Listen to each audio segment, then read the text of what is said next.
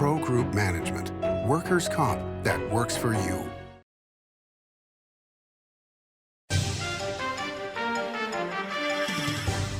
Welcome to Nevada Newsmakers. I'm Paul Enos, CEO of the Nevada Trucking Association, filling in for Sam Shad. Today, we're going to be talking to Tera Anderson, candidate for Congressional District 3 in the Republican primary.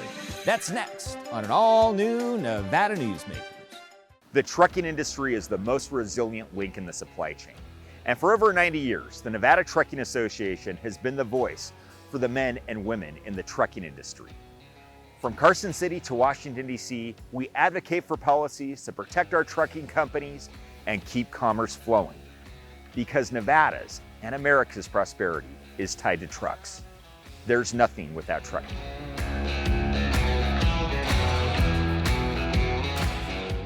Carson Valley Inn, it's your place for the good times.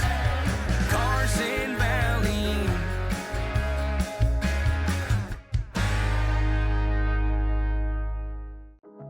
A power line is more than a power line.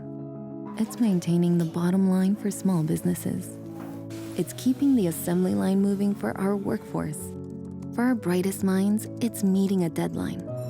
It's on the front line with our heroes. And on the sidelines of the biggest games. It's a direct line to our loved ones.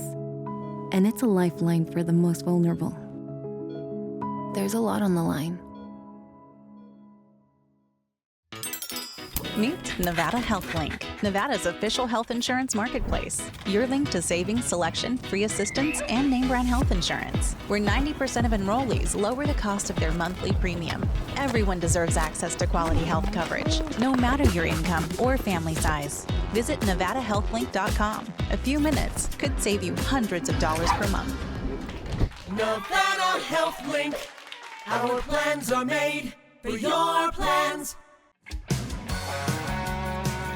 Fantastic cocktails and delicious food. It's a good time to eat. Over 500 hot slots plus electronic table games. It's a good time to play. Player rewards and big time jackpots. It's a good time to win. Ooh, your good times at Tamarack. This is Nevada Newsmakers. Welcome back to Nevada Newsmakers. I'm Paul Enos, and we are here today with Tera Anderson, who is a Republican candidate for Congressional District 3, currently represented by Susie Lee. Tera, welcome back. Thank you very much for having me. So you ran for mayor last cycle. What was that experience like, and why did you decide to make this jump to CD3? I overall had a very positive experience. Not a surprise. I did not win, but nevertheless, the feedback was very encouraging. A lot of folks had asked me to stay in the hunt and stay involved, and felt like I had a relevant voice. I had tactile ideas and could navigate this environment. And so running for this seat wasn't really my brainchild, but when I sat with it and asked myself, can I be of value? Am I still timely? Do I draw from a relevant set of expertise to help advocate for Nevada in this capacity? And the answer was yes. So I jumped in. So, I mean, this is a race that could ultimately be one of those seats that decides the power in the House. And that's whether President Trump's agenda gets forward or whether he gets impeached. I mean, that's kind of what we're looking at this next cycle, in the midterms. How are you feeling about things right now and about where our country's going and, where your potential constituents are?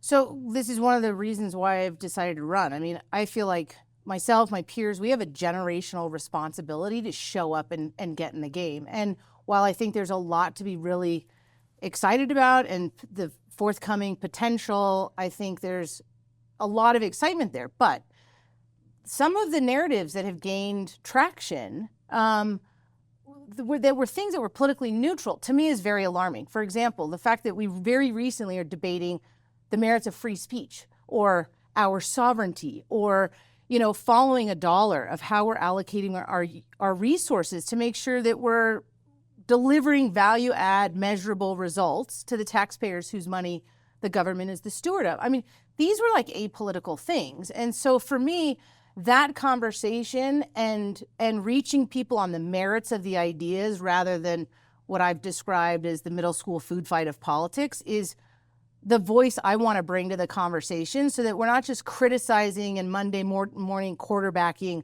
what everybody else is doing, but are you showing up with real ideas that can be hashed out, implemented, that are executable because you really understand acutely the needs of Nevada, first and foremost, but also how to navigate that environment at a federal level. And so that was one of my critical drivers. So let's talk about those needs in Nevada, because they're pretty great.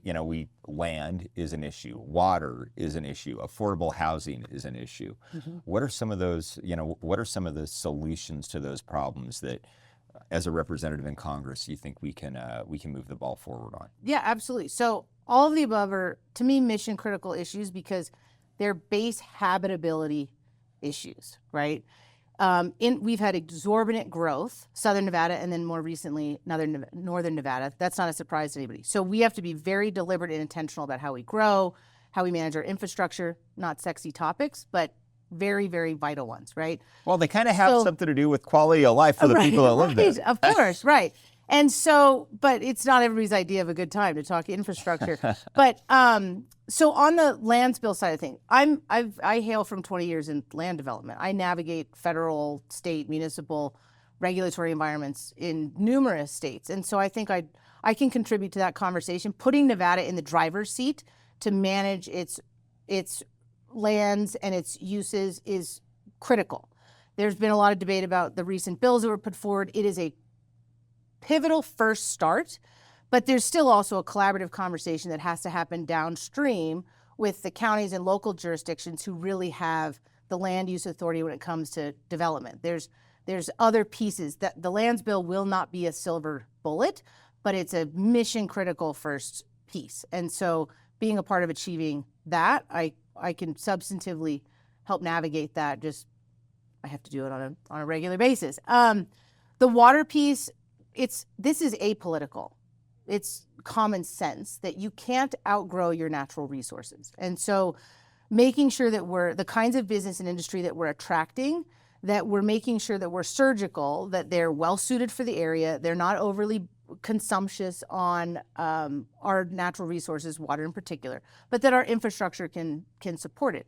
And even the release of those lands, considering continuity, right? So that we're cost effectively expanding and growing, because otherwise the consumers are bearing the brunt, right?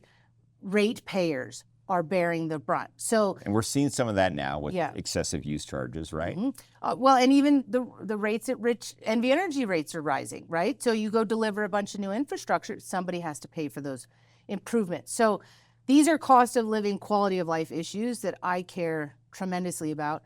Housing, I think there's a very executable path to being able to give priority access to owner occupants. There's a lot of conversation around affordable housing. That is a very specific government subsidized rental product. It's essential, but to me that is bare minimum. I want to elevate people out of poverty and move them back towards the American dream of homeownership. And I think we can do that by giving residents, end users, owner occupants first dibs and access to new residential product that we build. So they're not contending with REITs and corporate interests and those who have BlackRock. Correct. They've diversified and they've moved into the residential housing market, and it's not a fair fight. And so, but understanding the mechanics of that is important to be a part of the solution. And that is one of my very passionate issues that I want to pursue. Well, and I appreciate that. I have two kids who, my son's 20, my daughter's going to be 18. They both want to stay in Reno, but they're looking at this going, am I going to be able to afford a house? Can I buy a house here anymore? And I think that, especially our younger generations, that's a tough one. Look at the exorbitant rate in which over the last 6 years, the cost of housing has risen, and disproportionately to wages. These are real quantifiable problems. And at the end of the day, if we don't support the bedrock of the people who work here, who support the economy of Southern Nevada and more broadly Nevada as a whole, because they're being displaced because they can't afford to live here, that is absolutely unacceptable. And so there's a vast array of opportunities and challenges to be solved for. But this to me is so fundamental about maintaining the integrity of our community. And so it's a priority for me. All right, we are here with Tera Anderson, candidate for Congressional District 3 in the Republican primary. And we're going to be right back on Nevada Newsmakers. Save money and take transit. Did you know you can ride the bus all day for less than what it would cost you for a gallon of gas? Plan your trip now by going to rtcwashoe.com. The Nevada Builders Alliance has been protecting the interests of the construction industry for over 50 years. Our programs save members thousands of dollars every year and allow them to provide much-needed benefits to their employees. Our industry also allows Nevada to grow. If you're thinking about a career in the construction industry, reach out. And if you haven't thought of a career in construction, what are you waiting for? We are the Nevada Builders Alliance. Take a look at Pro Group Management and see how your workers' comp requirements can be met head-on. By taking a proactive approach, Pro Group can assure that your company is meeting or exceeding state and federal standards. As you move forward in your industry, Pro Group moves with you, simplifying regulatory tasks, clearing the way so you can get the job done and look to your future success. Pro Group Management, workers' comp that works for you. Retail's impact on Nevada's economy? Enormous. 8,600 businesses, large and small, employing 145,000 workers. And last fiscal year, retail paid tax on nearly $60 billion in sales. We're the Retail Association of Nevada. We support retail, we help it grow, and we mean business. RANNV.org.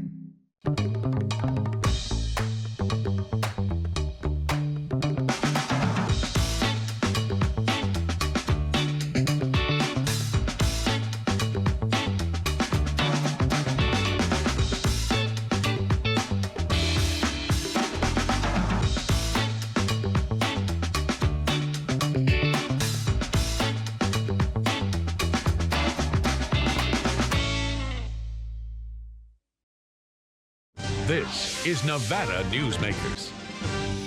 Welcome back to Nevada Newsmakers. I'm Paul Enos, and we are talking with Tera Anderson, candidate for CD3 down in Southern Nevada.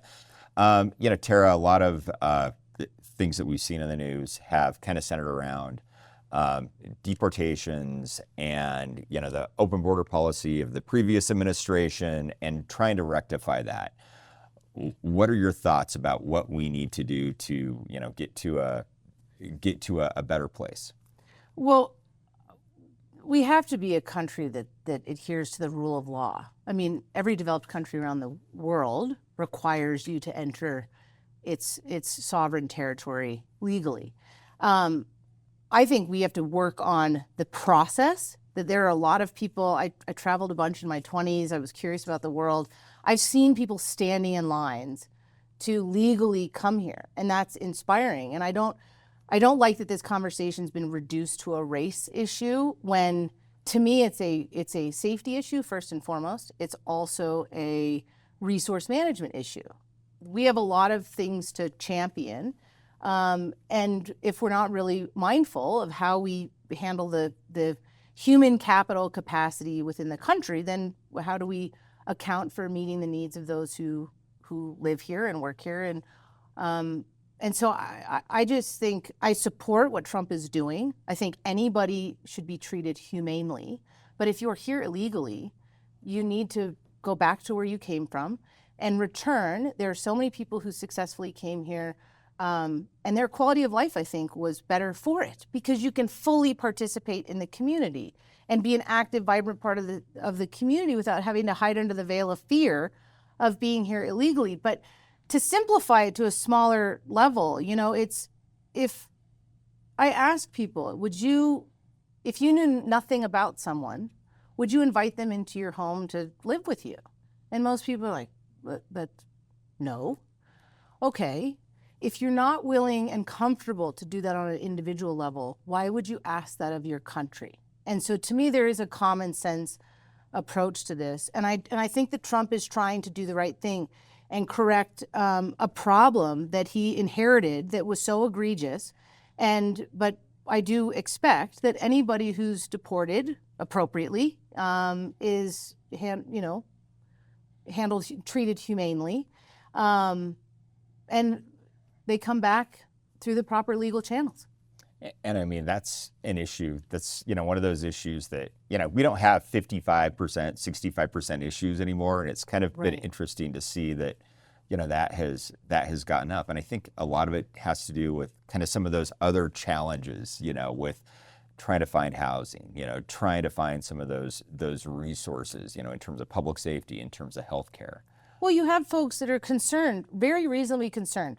We have urban markets, ours included, that have serious homeless challenges. We have serious mental health challenges. We have inadequate services to meet the needs of our veterans, right?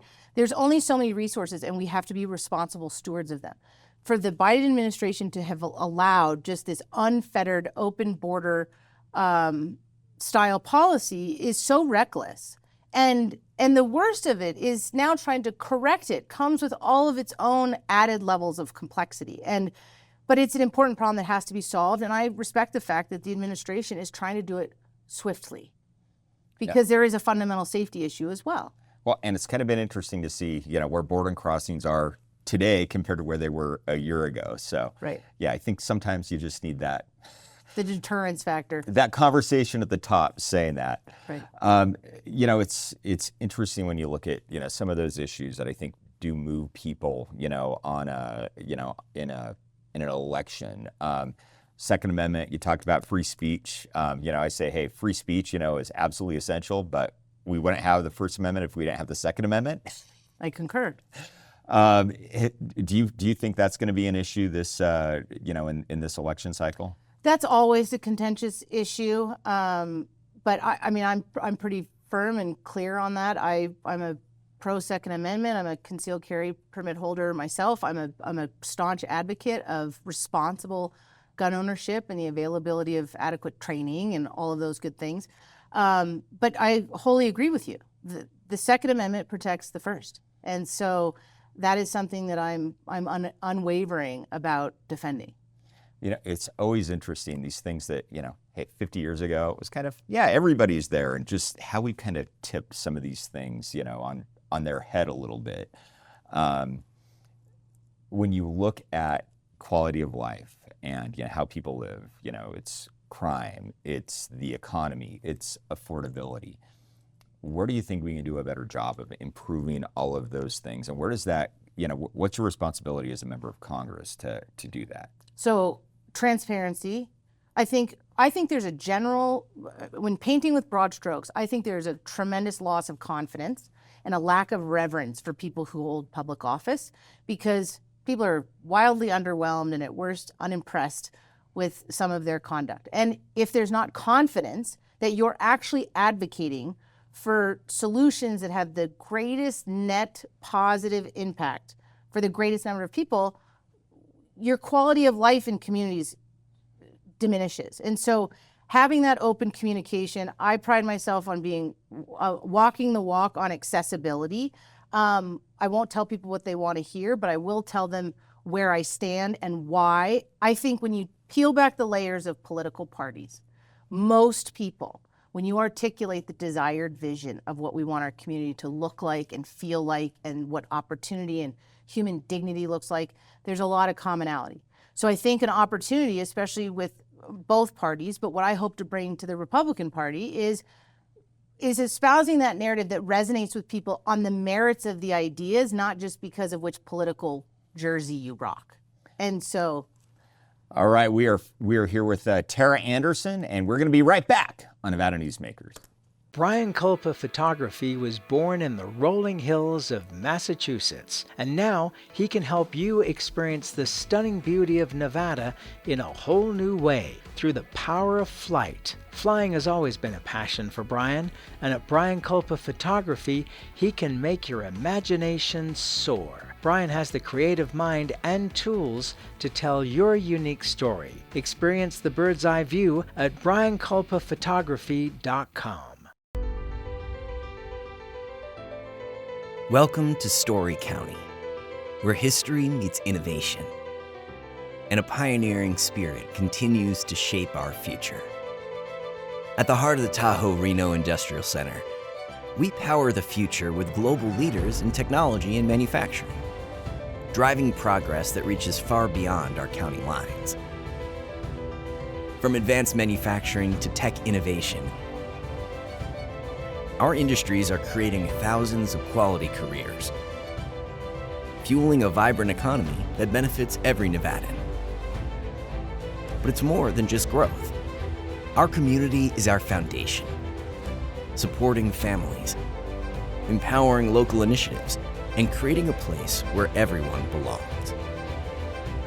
Be part of a legacy built on bold ideas and boundless possibilities. Join us in building a brighter future right here in Story County. Story County, helping build Nevada's future.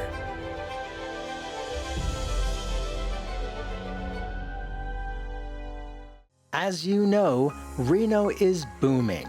Toll's Development Company is helping it grow with insightful design and development, building community with every project, adding beauty, adding excitement, emphasizing our shared humanity. Reno is becoming bigger. Toll's Development is helping it become better, more livable, more enjoyable. To learn more, go to tollsdevelopment.com. tollsdevelopment.com. Welcome to the Winnemucca Big R.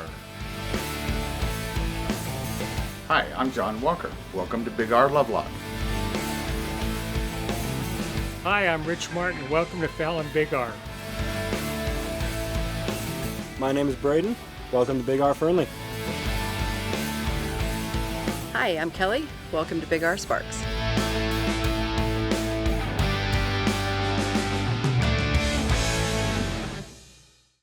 This is Nevada Newsmakers. Welcome back to Nevada Newsmakers. We are finishing up our conversation with Tera Anderson. I'm Paul Enos, filling in for Sam Shad. Tera, your background is a developer, and when you think about what you do, hey, you develop things, but you also want to make sure that there's a quality of life. So how do you get there? So I wasn't that kid who knew what I wanted to be when I grew up, but I come from a construction family. And the thing I love about the built environment, developing, building things, is you have a direct impact on the quality of life of people who live there and work there. And so being intentional about harmonious uses, connectivity, aesthetics, these things, there's studies that unequivocally show the impact that has on people's mental health, their vibrancy, quality of life, all these things. I mean, sitting in traffic for hours is a big stressor for folks. Correct. So comprehensive planning, to be thoughtful and intentional, so you're not just square peg, round holing things, right? It's what I absolutely love about the development side of the marketplace, is because you can tangibly see and feel, when you get it right, the positive impact that it has for communities. And that's why our timing for Nevada, with its recent growth, I just feel like this is a crucial point for us to really dig in and make sure that we are well-rounded and thoughtful and responsibly managing our resources and building cool things. But at the end of the day, and this is going to probably sound very basic to some people, or an oversimplification, but I truly believe when you build well-rounded, thoughtful communities, and there's confidence in the community that they're participatory and they're heard and they're part of the creation of the community that they live in, that people will be kinder to each other. People will engage differently. that's the social capital that creates connection that I think we all are. There's study after study talking about how we're more and more disconnected in the world of technology. Well, when I have to go to the store and get, razors, out of a locked case. No, that's correct, right? That's not exactly a sign of a happy community, right? And so it is that basic, and people don't always see it or know it, but when you experience it, it's like when you drive around beautiful communities when you're on vacation or something, you're like, why do I just want to get out and ride a bike, right? Why does it just feel, or architecturally it's interesting and it's inviting, and these are things that truly shape communities, and people that are making decisions at every level of government should have that at the forefront of what is going to be the community experience that is born from the decisions, either action or inaction, that we're about to take. And that's the level of reverence I bring to the idea of having to be an advocate for Southern Nevada in Congress. All right, Tara, thank you so much. That's where we're going to leave it. We're going to be right back on Nevada Newsmakers. Each day, the Children's Advocacy Alliance partners with leaders, legislators, and families across Nevada to improve children's health, education, economic well-being, and safety. We recognize Nevada will be no better than the state of its children. Be a part of this change. Be a supporter of the Children's Advocacy Alliance. For more information, go to caanv.org. Imagine a magical garden that feeds Carson City's hungry and homeless, teaches our high school students agriculture, creates hanging floral displays to beautify downtown, and yet charges nothing. It's not magic. It's the Greenhouse Project. It's real, it's growing, and it needs your help. Go online to carsоncitygreenhouse.org so together we can grow it forward.